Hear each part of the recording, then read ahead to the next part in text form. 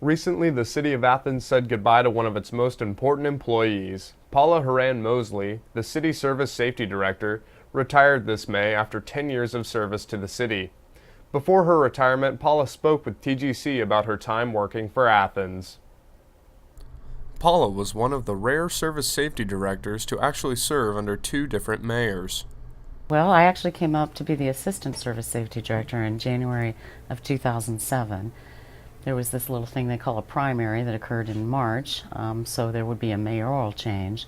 And in November, after the election, the previous Service Safety Director left his position to go become the Deputy Auditor. So by perseverance, I hung around, and in February of 2008, Paul Weil, then mayor, appointed me Service Safety Director. Before Mrs. Horan-Moseley worked for the city, she worked for the county. I was the assistant to the county planner. I worked for Bob Eichenberg. He was my mentor for about 9 years, so I worked for the county ultimately through the county planning office. He gave me one of my greatest pieces of advice, not that you've asked, and that was when I came up to City Hall, he said, watch your moral compass. And that advice has served me very well over the decade plus that I've been up here at City Hall. So. The now retired Service Safety Director reflected on some of the challenges of being a Service Safety Director. Of course, there's always tough times, and when I came in 2008, it was hard economic times.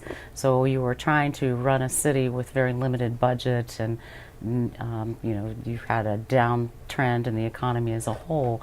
And then you have the citizens wanting a certain level of service and trying to be able to provide that, whether it be, any simple, it's not simple, snow removal. When are you getting to my street? When can you have limitations in the budget for how much salt you could provide, or, when you have days on end that go after, you have tired crews and you have limited personnel as well. Paula also reflected on some of the best parts of her career. Some of the highlights have been the public infrastructures, from the roundabout at 682 to this roundabout, to the Oxbow Bridge rehab. I'm excited about the Richland pedestrian pathway crossing. That's, for years we've been told, children will die, students will die because of the conflict that we have in place there, and incoming Service Safety Director Andy Stone has a plan, has the funding. That should happen next year. With Paula stepping down as Service Safety Director, City Engineer Andy Stone will be stepping up into the position. He recently spoke with TGC about taking on the role. Sure, a little bit of trepidation. It's certainly exciting. It's a great opportunity. I was hired by the Service Safety Director 14 years ago, of two Service Safety Directors ago, and Wayne Key, and never would I have thought at that time that I would ultimately hold that position. The transition is going to be challenging because there'll be a period of time where there's no city engineer and Director of Public Works while I'm serving the Service Safety Director capacity, so I'll wear both hats for a little while, but by and large I'm excited about it. Mr. Stone told us about how he feels he is prepared to take on his new job. Well, the Public Works Department is the largest department in the city, and so it's not a massive step to go from supervising the Public Works employees to all of the employees in the city. However, it is significant. Most of the major capital outlays go through the Engineering and Public Works Department, and that's just natural because the Engineering and Public Works Department is in charge of all of the infrastructure in the city, and that's where the majority of our capital expenditures go, is into our infrastructure. So I feel as though I'm very prepared for the Service Safety Director oversight of contracts and such, because we basically teed that up for the Service Safety Director from the Engineering and Public Works office. It's just a natural step to go into the position of Service Safety Director.